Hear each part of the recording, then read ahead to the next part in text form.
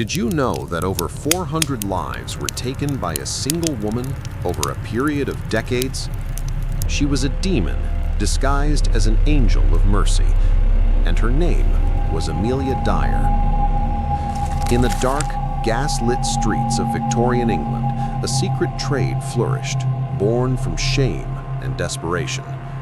It was called baby farming, and its most infamous practitioner was the woman you just heard about. To the public, she was a savior.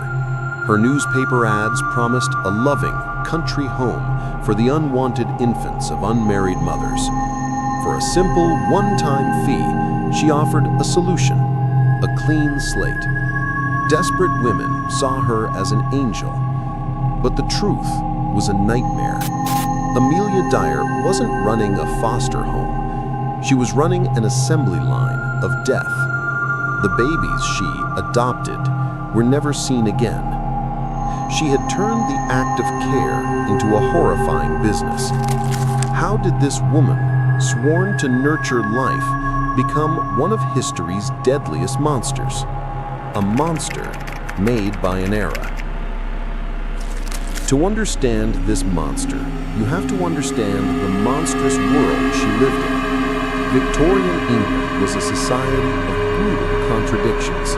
It preached morality while hiding shocking hypocrisy. And for a woman, there was no greater social crime than to bear a child outside of marriage. Imagine the desperation. If you were a young, unmarried woman, you faced total ruin. You'd be fired from your job, thrown out of your home, and disowned by your family. Your only options were the dreaded workhouse, a place barely better than a prison, or abandoning your child to almost certain death on the streets.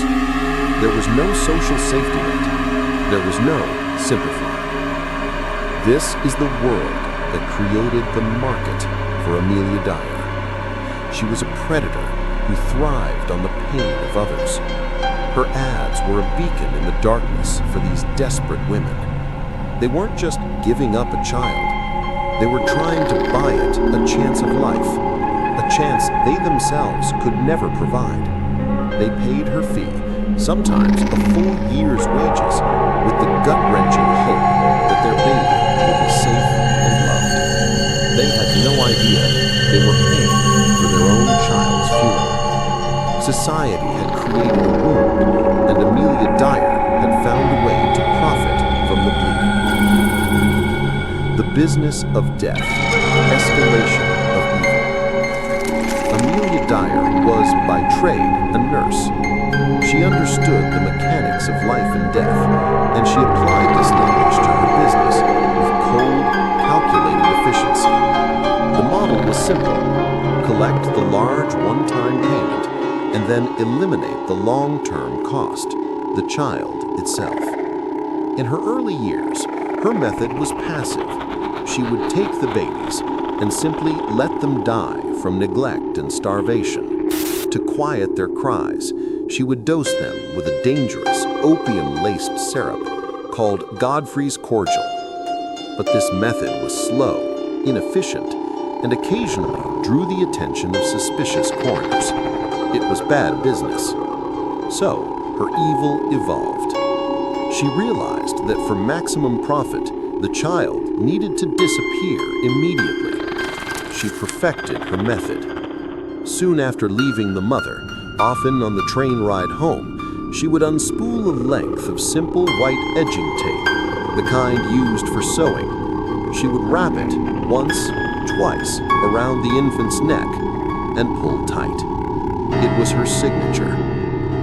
Once the child was dead, she would wrap the tiny body in cloth, a napkin, sometimes just paper, and stuff it into a carpet bag. Her final act was disposal. The rivers of England, first the Avon, then the Thames, became her secret watery graveyard. For years, the currents carried away the evidence of her horrifying business, sinking her tiny parcels of death into the cold, silent deep. The detective story, a clue from the river. For 30 years, Amelia Dyer was a ghost. She moved constantly, using a dozen different aliases, always one step ahead of the law. Her trail of victims was invisible, lost to the rivers and to time.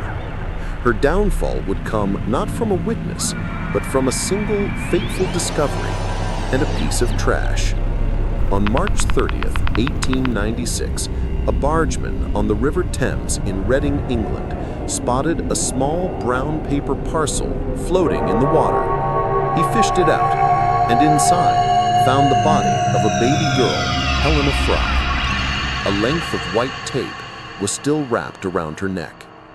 It was a tragic case, but seemingly hopeless. But one man, Detective Constable Anderson, refused to let it go. He meticulously examined every piece of evidence, including the damp, fragile wrapping paper. And there, under a microscope, he saw it. A faint, almost invisible name and address written in pencil. This was the thread that would unravel everything. The police traced the address to a Mrs. Thomas, one of Amelia Dyer's many aliases. They set up a stakeout and, in a clever sting operation, used a decoy woman to arrange a new adoption.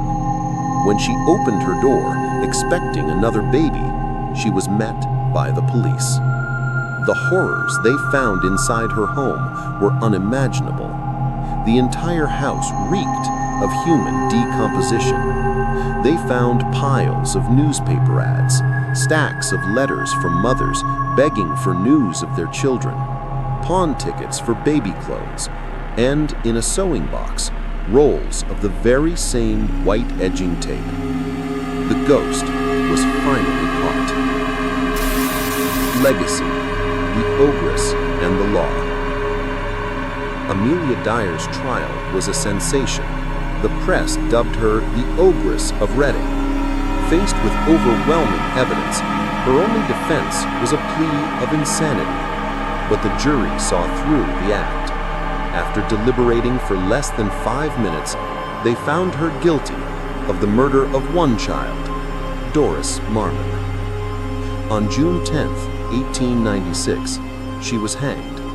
Her last words were reportedly, "I have nothing to say." But her story was far from over. Her evil was so immense, so shocking, it forced a nation to confront a dark truth it had long ignored. The case exposed the horrifying, unregulated world of baby farming to the public. The outrage was deafening. In the years that followed, the British government was forced to act. New laws were passed to protect children. Adoption regulations were tightened. For the first time, local authorities were required to supervise and register homes that cared for other people's children for payment. In a strange and tragic irony, the monstrous crimes of one woman, a predator born from a cruel and unforgiving society, ultimately forced that society to become more humane.